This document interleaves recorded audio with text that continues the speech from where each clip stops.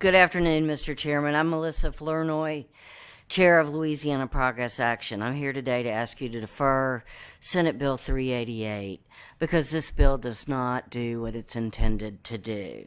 I spent the morning on the House side in health and welfare listening to people talk about unforced mandates and government control and forcing people to have vaccines. And I believe there's a constitutional amendment that's about to be passed that says, notwithstanding any provision of law or this Constitution to the contrary, each individual shall have the right to bodily autonomy, to make his own health care decisions, and to be free to accept or refuse any health service or medical testing, medical intervention, medical treatment, or vaccine based on his own religious, philosophical, or personal beliefs.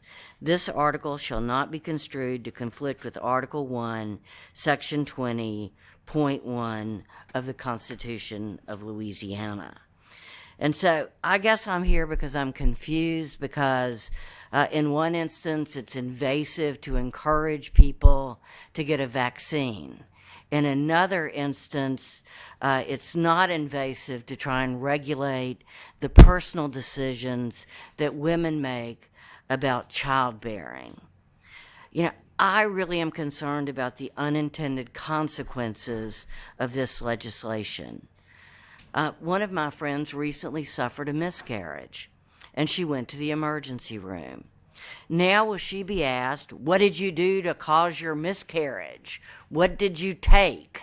Did you get anything in the mail? Did you want to kill your baby? We're going to arrest you and cart you away. What I don't understand from a healthcare perspective is why more physicians aren't here to testify against this bill. The sad news is that many women suffer miscarriages, and it's a traumatic and emotionally challenging event. In many cases, these are women that want these children. Now we're going to damage pregnant women and women who are pregnant who go to the emergency room because they're having a miscarriage. This just is unbelievable to me. If, as Senator Hewitt says, and I believe her because I think she is a woman of faith and conscience and character, and I believe many people in Louisiana want to outlaw and eliminate abortion.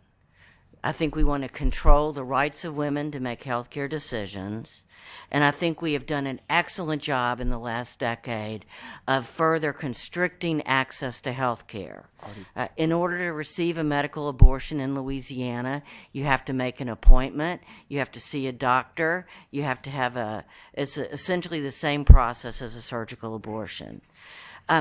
If the desire is really to outlaw mail order medicine, then let's have a bill that's about mail order medicine.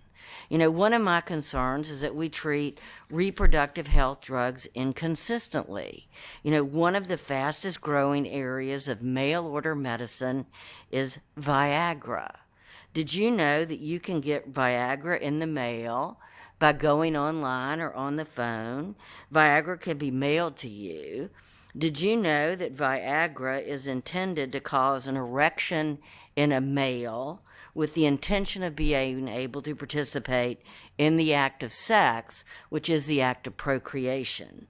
So, in my concern is that we should have regulation on Viagra if we're going to have regulation on other reproductive health care drugs. Now, it's also true that if you have a health condition, Viagra can be damaging and potentially cause death through the cost of heart attack. Did you know that many men actually receive Viagra without seeing a physician and without medical consultation? Now, the point I'm trying to make is that if this is a bill that's intended to address medicine through the mail, make it a bill about medicine through the mail. If this is a bill that's intended to criminalize pregnancy, make it a bill to criminalize pregnancy. If this is a bill to eliminate abortion and reduce the need for abortion, then we need to have a fundamentally different conversation. We need to be talking about access to family planning and prevention. We need to be talking about access to health care. We need to be talking about legislation that's coming up to provide 12 months of prescription birth control on health insurance. Now, I want to say that yes, I personally am an advocate for safe and legal abortion. I am personally an advocate for quality health care. And I am personally an advocate for women and men making their own decisions.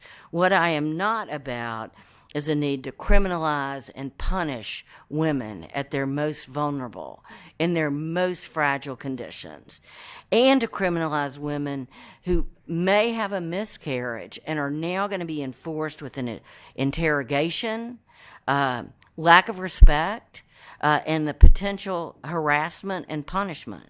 So I think making miscarriages illegal is the wrong standard and the wrong practice. I don't think this bill does what Senator Hewitt says it does. I think there are many unintended consequences, and I think this bill should be deferred. Thank you for your time. Thank you.